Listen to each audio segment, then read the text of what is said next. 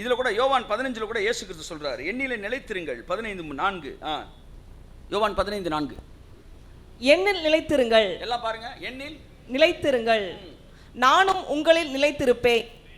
கொடியானது திராட்சை செடியில் நிலைத்திராவிட்டால் அது தானாய் கனி கொடுக்க மாட்டாதது போல நீங்களும் என்னில் நிலைத்திராவிட்டால் கனி கொடுக்க மாட்டீர்கள். ஹலோ, தயவுசெய்து என்ன பாருங்க, நீங்க எப்படி இருக்கணுமா? என்னோடு இணைக்கப்படுங்கள்னு சொல்லல, என்னிலே நல்லா புரிஞ்சுக்காங்க. இணைக்கப்படுங்கள்னா நீங்க வெளியில இருக்கீங்கன்னு அர்த்தம், நிலைத்திருங்கள்னா நீங்க உள்ள இருக்கீங்கன்னு அர்த்தம். நீ கனெக்டா தான் இருக்கிற, அப்படியே இரு, அப்படியே இரு, அப்படியே இரு. நாங்க பாவிங்க, நீ பாவியான்னு உன்ட்ட கேட்கல, நீ பிள்ளையான்னு தான் கேட்டேன். நல்லா தெரிஞ்சுங்க, நீங்கள் பாவியாய் இருந்தாலும் இயேசுவோடு இணைக்கப்பட்டிருக்க முடியும். ஏனென்றால் பாவிகளை நேசிக்கவே கிறிஸ்து இயேசு, பாவிகளை ரட்சிக்கவே கிறிஸ்து இயேசு உலகத்திற்கு. நல்லா புரிஞ்சுங்க, இயேசு கிறிஸ்து யார் நீங்க புரிஞ்சுக்கணும் தயவு செய்து. பிதா வேற, இயேசு வேற. பிதா அவர் பூரணர். பிதா பூரணர்னா பிதா பரிசுத்தர், ஒருவர் சேரக்கூடாத ஒளியில் வாசம் செய்கிறவர். பாவி ஒருத்தன் அவர்கிட்ட என்ன செய்ய முடியாது, கனெக்ட் ஆக முடியாது. புரியுற மாதிரி சொல்லவா?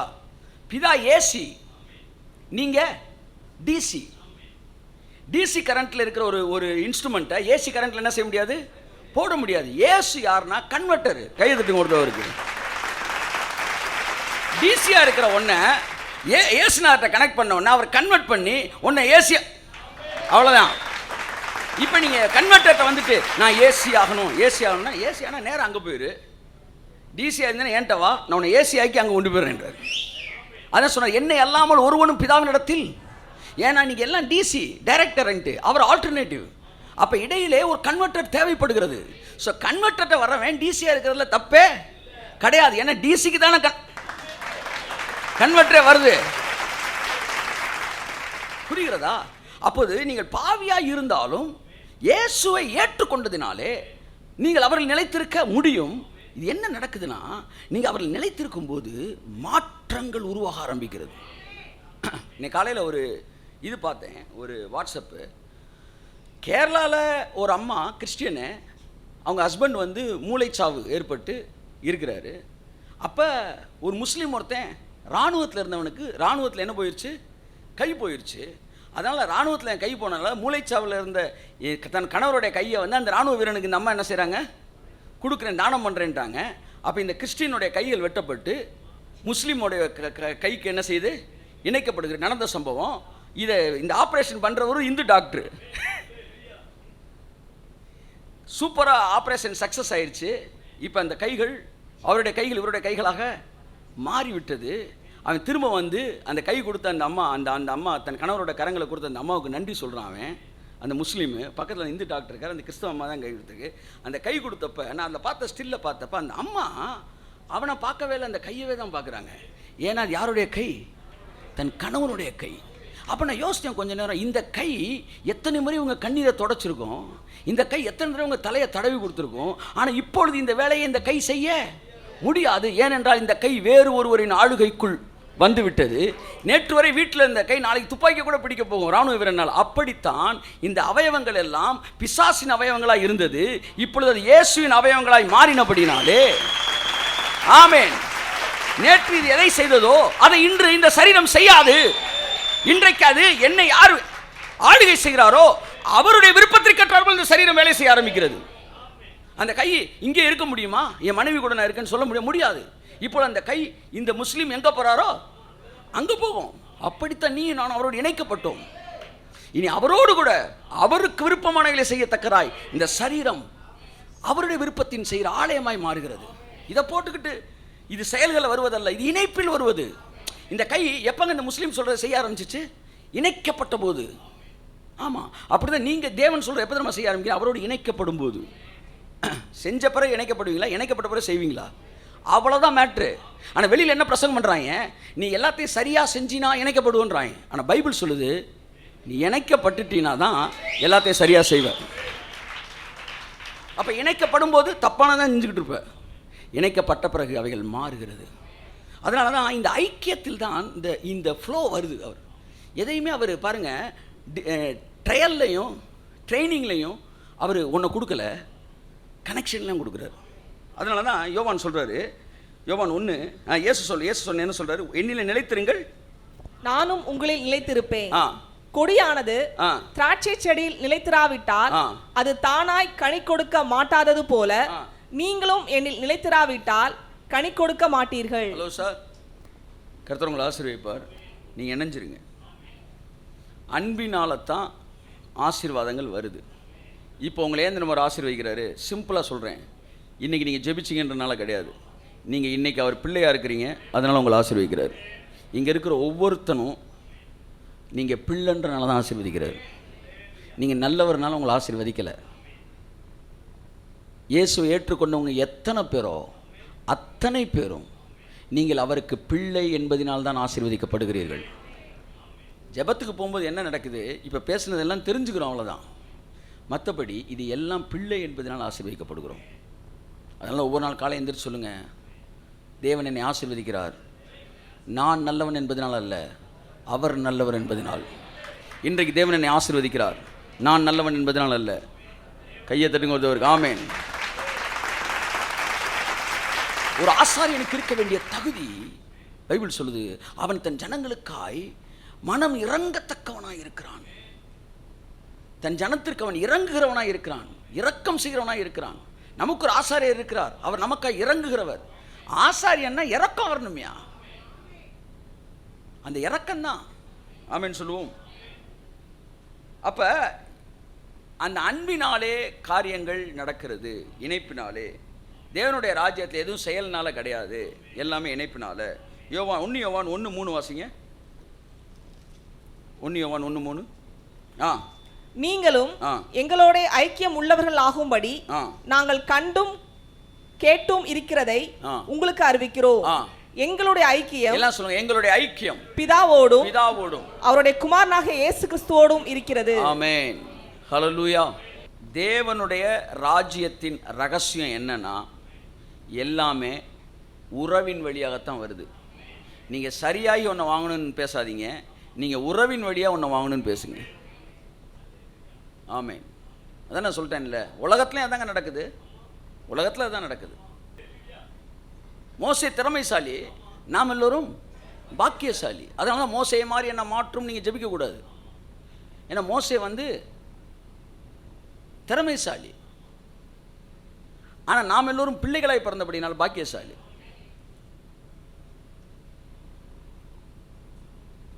உறவின் வழியாகவே தேவன் ஆசீர்வதிக்கிறார், இணைப்பின் வழியாக ஆசீர்வதிக்கிறார், சேனல் வழியாக ஆசீர்வதிக்கிறார். அது என்னவென்றால் அன்பாக இருக்கிறது. எங்களுடைய ஐக்கியம் தேவனோடு இருக்கிறது, பிதாவோடு இருக்குதான். அடுத்து ஐக்கியம் குமாரனோடு இருக்குதான். அடுத்து பரிசுத்த ஆவியானவரின் ஐக்கியம். எல்லாமே ஐக்கியத்தில் தான் வருது, அவ்வளோதான் மேட்ரு. எல்லாம் சொல்லுங்கள், எல்லாமே ஐக்கியத்தில் வருது. பக்கத்தில் தட்டி சொல்லுங்கள், ஐக்கியத்தில் வராத எல்லாம்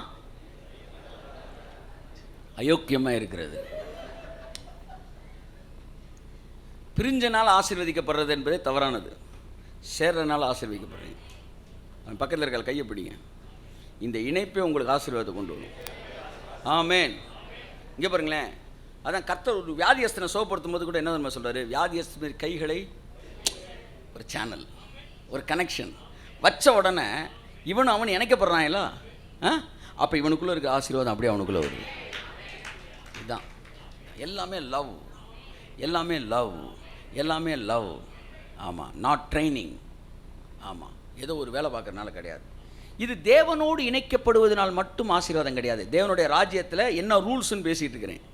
எல்லாமே ஏதோ ஒரு வகையில் நீ பிள்ளையானால் தான் உனக்கு கிடைக்கும். நீ எவ்வளோ உழைச்சாலும் நீ கூலிக்காரன் தான். ஆனால் உழைக்கலைனாலும் அவர் அப்பான்னு ஏற்றுக்கிட்டீன்னா நீ பிள்ளை ஆயிடுற. அந்த பிள்ளைக்குரிய சுதந்திரங்கள் உனக்கு வர ஆரம்பிக்கிறது.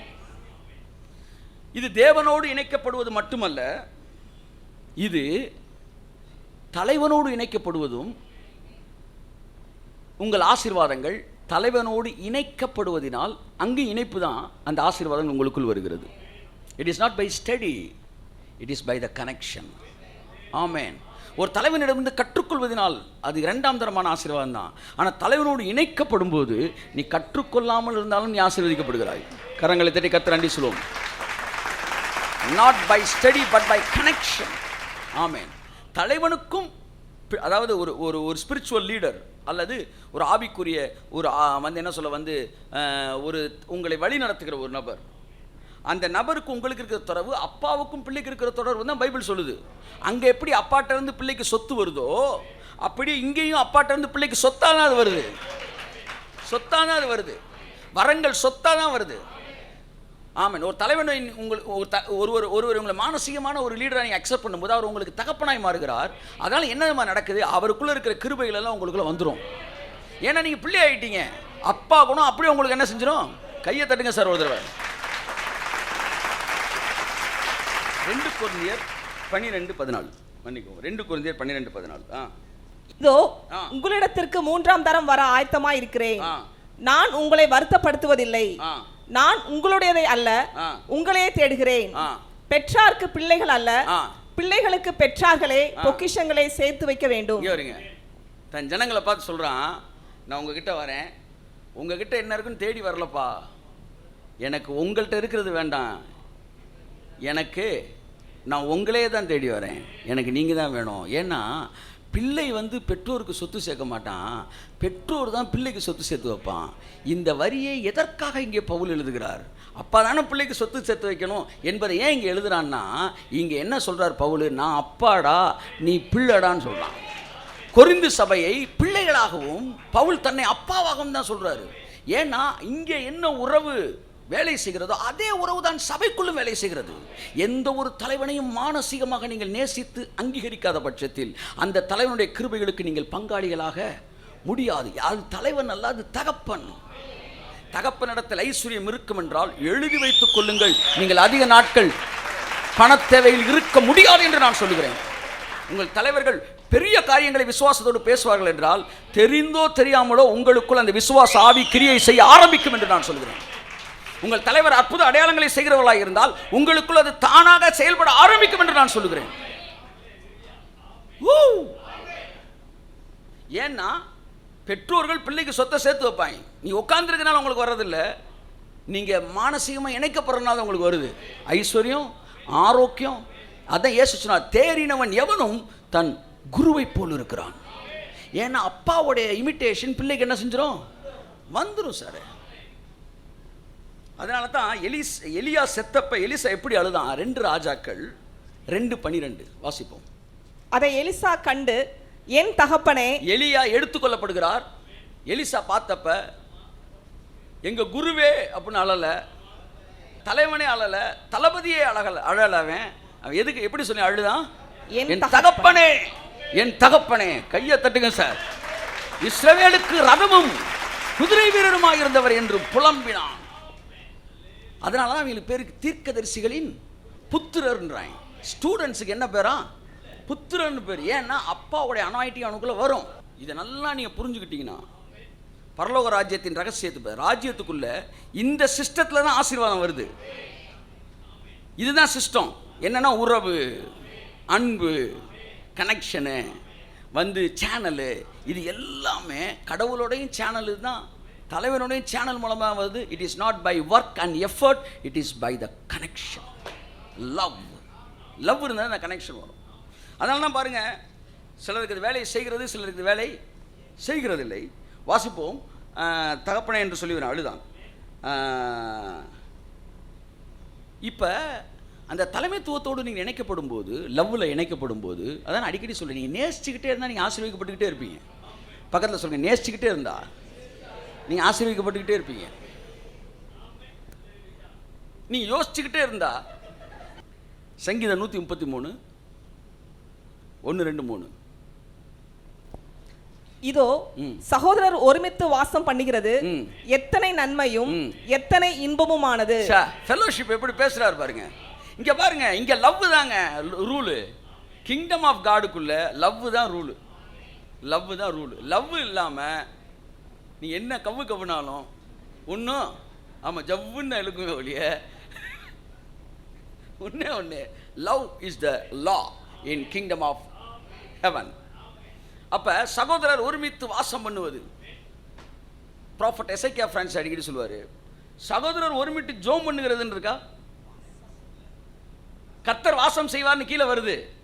ஆனா சகோதரர் ஒருமித்து ஜெபம் பண்ணுவார்னு இருக்கா? கடைசி வசனம் சொல்லுது இவங்ககிட்டலாம் கர்த்தர் இருப்பார்னு கீழே சொல்லுதான்.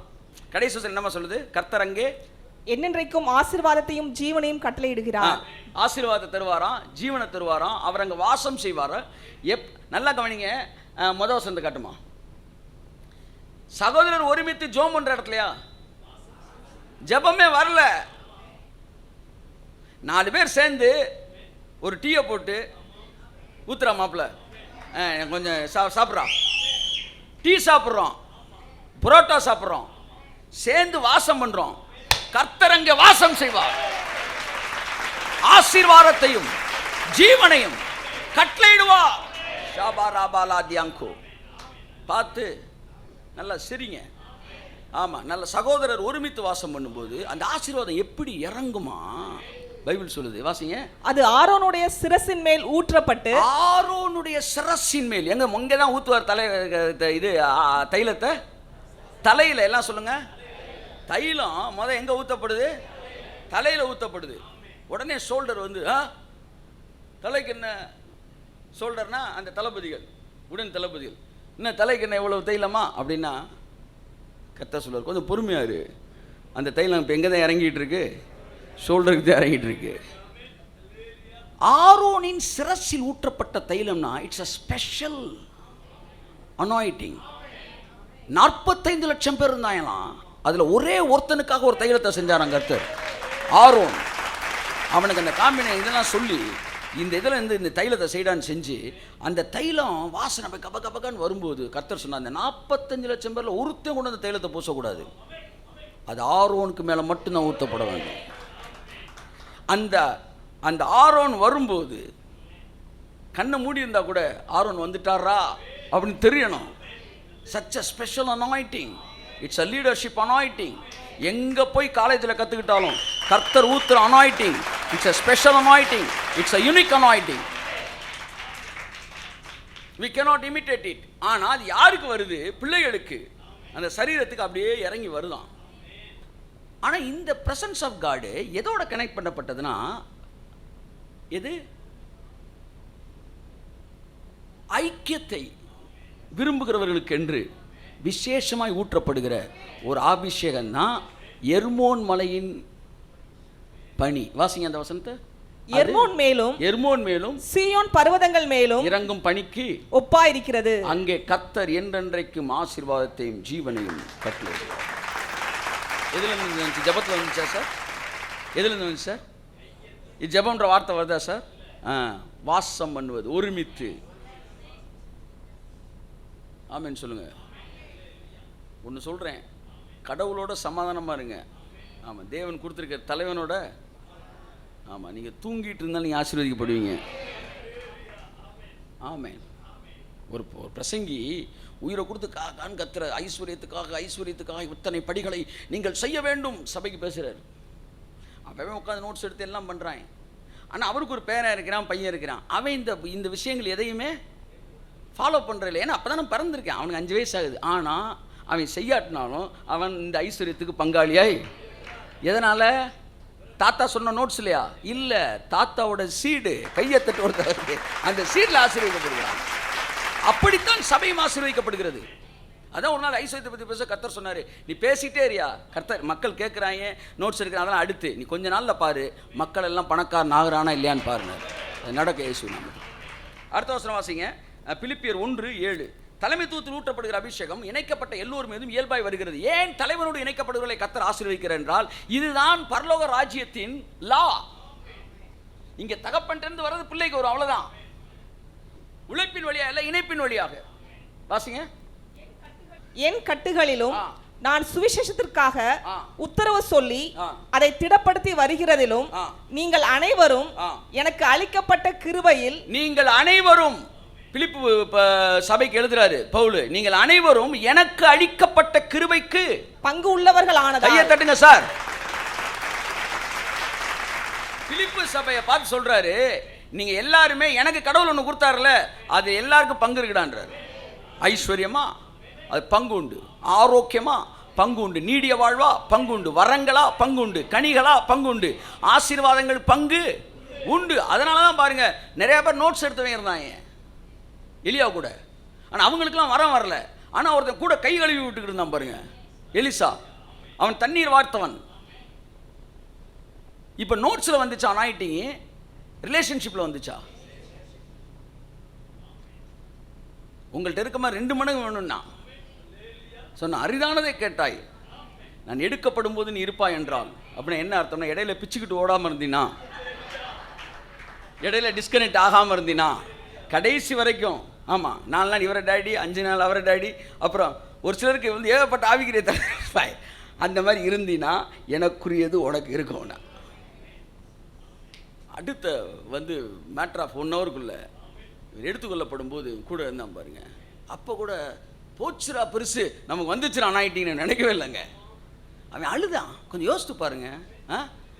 அப்பா சித்திரார் ஆட்சிக்கு வருவோன்னு நினைக்கல. அவனுக்குள்ள இந்த ரியல் லவ் இருந்துச்சு. ரியல் லவ் இருக்கிற இடத்துல அந்த ஃப்ளோ இருக்க தான் செய்யும். ஏனென்றால் இது ராஜ்யத்தின் சட்டம். நேசிக்கிறவர்களிடத்திலிருந்து நேசிக்கப்படுகிறவர்களுக்குள்ளே இருக்கிற அபிஷேகம் கடந்து வரத்தான் செய்யும். அதில் எந்த மாற்றமும் கிடையாது. நீங்கள் எனக்கு அளிக்கப்பட்ட கிருபைக்கு பங்குள்ளவர்கள். மறுபடியும் சொல்கிறேன், இணைப்பினால் தான் ஆசீர்வாதங்கள் வருகிறது. ஆமேன். என்னாம் 27 மோசேட்ட இருந்து அபிஷேகம் எப்படி யோசுவாக்குள்ள வருது? என்னாம் 27 18 19 20 வாசம்.